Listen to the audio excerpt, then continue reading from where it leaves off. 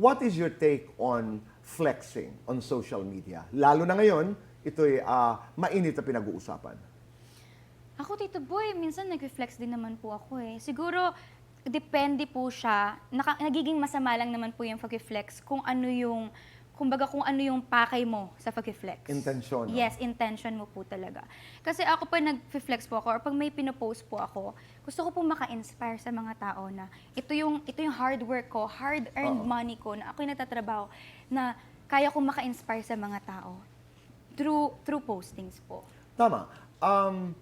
Ako naman, hindi ko alam if you posted but did you announce that you donated your prize money sa PBB? I like that. Hindi, gusto ko yun. Technically, it was flexing, pero I like the idea. Ako personal ito, na opinion po, I like the idea na ipinapaalam ng tao, ng kapwa, na may ginawa siyang mabuti.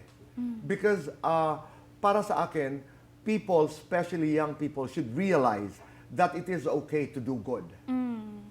Paano mo naisip yun? Sa loob pa lang po ng bahay ni Kuya, yun na po yung sinasabi ko sa sarili ko. Even pag tinatanong po ako ng mga housemates ko, at paano gagawin mo sa premyo pag nanalo ka?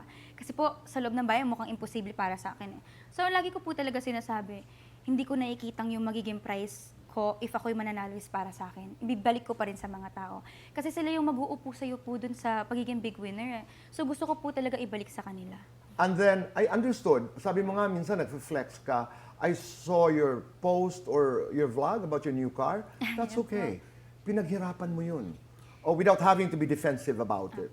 Kasi Diba? po kasama po yun sa vision board ko po ng 2025. Meron kang vision board? Opo, every year po. Parang ito pong vision board ko na to, sinusulat ko po kung ano yung mga gusto ko pong mangyari sa taon na to, ganyan. And nagulat po ako na, sabi ko nga po, nung ginagawa ko yung vision board, ang sabi ko, hindi ko alam kung paano ko matutupad lahat ng mga to, pero maniniwala lang ako sa Panginoon na magagawa ko siya. And then, unti-unti po, parang ilan na lang pong pictures yung hindi ko na po nagagawa dyan. Galing. Glory to God po. Totoo, praise God. Pinag-uusapan natin kasi yung time. Isa pa Yes. yon. With fame, medyo limitado ang oras mo. Kaya ang tanong, meron ka bang oras para sa pagmamahal?